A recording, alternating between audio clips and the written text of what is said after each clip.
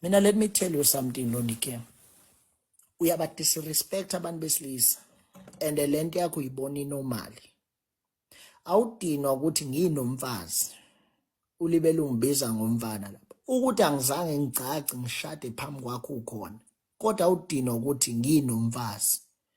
Ulibele ungihudela lapha wena msunwa nje ungibiza ngomfana lapha namalebenje. Ngaphinda uyenze leyo nto leyo. Ngikhuzile ngakutshela personal uhleli nami ngathi angiyona inyanga futhi angiyena umkhulu ngi-introduce kuwena but still wena ufuna ukungibiza ngendlela ethandwa uwena same like you did with our police officer wena msunwa nje walihudela iphoyisa 99 nami uyaqhubeka uyangihudela 99 and you expect respect from me.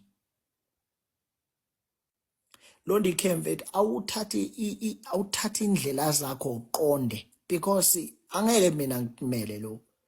Otherwise kuyonqamuka le nduku zakho uqhuka ngazo ngempela mase kutshela iqiniso because angeke ngiwamele lamasimba.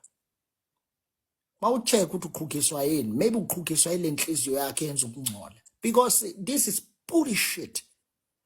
Wenza amasimba wena msunu nje. Suyafana nomsunu kimi, wenza amasimba nje msunu nje. There is nothing to compromise. Ulondike is doing bullshit.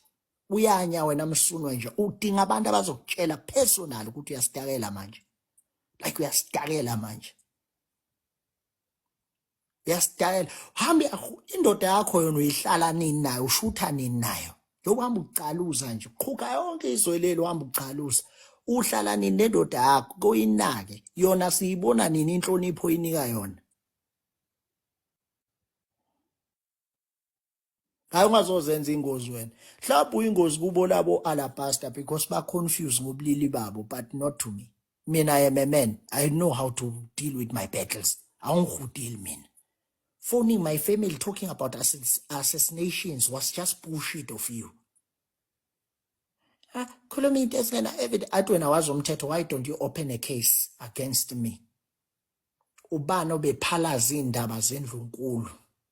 That's my question.